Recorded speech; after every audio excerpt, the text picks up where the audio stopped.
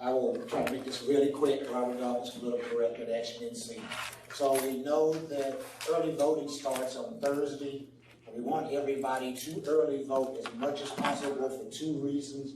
One, we've got the brand new voter ID laws going into effect, so we want to make sure that nobody gets disenfranchised.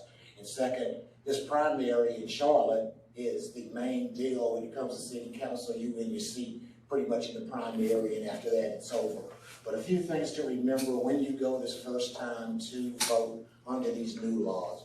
One, even though we fought it for 10 years, it passed. Can't go back and fix that, but we can mitigate the damages.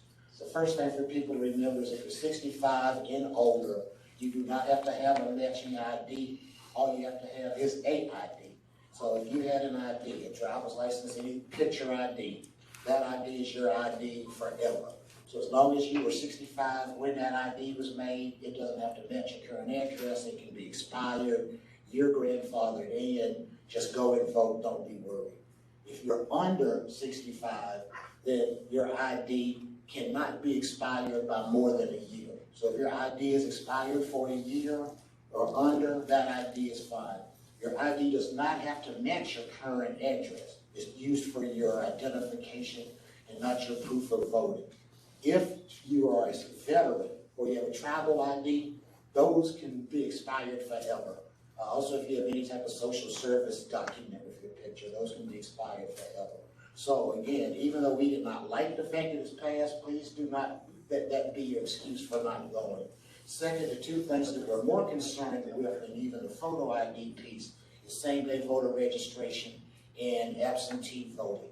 If you're doing same-day voter registration, this is your first time registering in that address, or you're changing your address, not only do you have to have a picture ID that doesn't have to match your address, but you need one piece of help to vote at documents that does show that address. So that means showing up with a picture ID and showing up with a piece of documentation, phone bill, light bill, that has your address on it for the particular precinct that you're in to vote for. It does not count.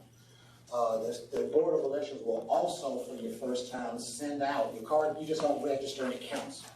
You register, and the Board of Elections will be sending out before the election day the card. If that card goes back, it doesn't count. So make sure to look after you register to see if that card comes in the mail, or when you vote, your vote won't count.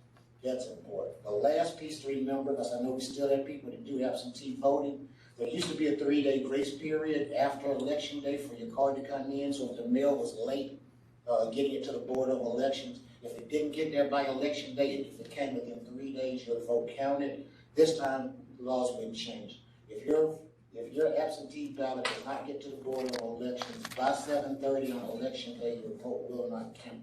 So if you are going to do absentee ballot, make sure that you include your picture ID. Make sure you get that card in. We know what the conservatives did with the UPS a few years ago, where they removed sorting machines and things from the Postal Service, which makes it harder for them to get things places on time. So my thing would be, send in for your absentee ballot now. When you get it, hand deliver it to the Board of Elections, or make sure that you do everything you can to ensure that it gets there by election day. If you're looking for information, two places you can find all of this information would be the State Board of Elections website, and the other place you can find it is Democracy NC's site, democracync.org. And thank y'all for listening, and please don't let this stop anybody from voting.